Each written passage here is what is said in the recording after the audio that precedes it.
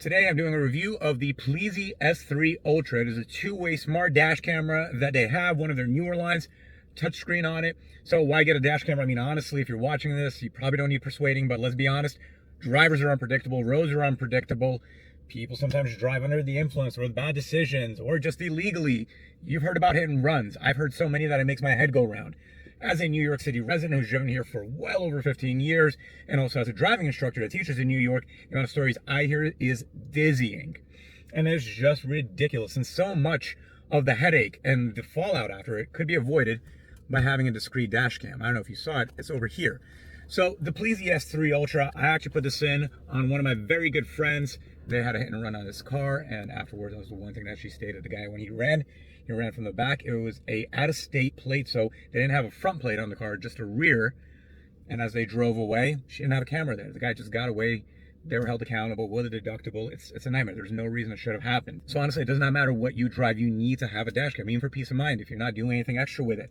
And if you get a dash camera, it's good to just have a set it and forget it situation. Something that is cleanly installed and also is going to be giving you front coverage, rear coverage, also going to be easy to use. So the S3 Ultra has, I believe it's Wi-Fi 6. It makes it very easy to be viewing footage on your phone, to be connecting, to be downloading, because that's also essential. God forbid something does happen that you need to get that footage. It should not be a headache to try to interact with the app and try to get that footage. And Pelsee does make it quite streamlined. The user interface on the app is very pleasing, very nice. It has some nice features on there where you can be speeding up the footage. You get some extra gauges. They'll also be telling you your speed, for which, if you do find that you live in a place where maybe you get a little extra attention or you're getting speeding tickets, let's say maybe you're an individual that finds that for some reason you get more attention from the cops, it is good to have a dash camera that tells you the speed you're doing. So you can very easily, when you download the footage, also have technical data that specifies how fast you're going, in case you may find that with the ticket size does not quite match up with the reality. I installed it for them about 3 weeks ago. They've been driving with it. I've been checking on them regularly. They're my neighbors. Love them. They tell me that it's been working great. So the camera, besides it having 4K resolution in the front, 2.5 in the K in the rear, which you would never be able to tell. I mean, if you look at the footage, it looks crystal clear. Day or night, it is a dream. You can be reading ads on billboards. Furthermore, they also, in the kit, when you get it, it gives you everything you need. I know that's easy to say, but besides just the Pride tool and the SD card, they also give you an OBD2 connection. So instead of you having to get a hardwire kit that's separate, and also modern cars, hardwire kits that go to the fuses sometimes don't always work just because of how modern car, how many systems modules it has, and how it still always has a little bit of electrical going to those fuses. Here, the OBD2, you have it right in the kit. I wired it for them along the A-pillar all the way down to the OBD2 sensor. There's no wires hanging out. When they drive, they don't even see it because it's hidden behind the mirror. You may think that the S3 Ultra is a little bit bulky, but in all reality, when I put it in, I was pleasantly surprised. It has this pyramid sort of shape where it tapers down into the front, and that goes beautifully with any modern windshield. And then also, the way that it's positioned, it is unnoticeable. It is beautiful. It's hiding behind the mirror, and that's how a dash camera should be. A silent sentinel that always has your back and makes sure that you don't have to take any unnecessary risks.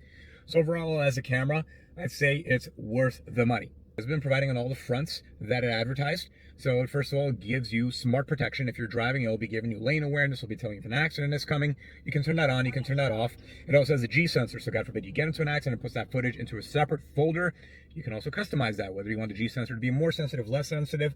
Pretty standard stuff, but again, very easy to use, very easy to modify. You just need to enable Wi-Fi on the actual camera itself, and then afterwards you can connect it to your phone, view footage, where you are on the map, how fast you're going, your latitude, your longitude, which is pretty cool. I found that below sea level here in New York. Fun stuff.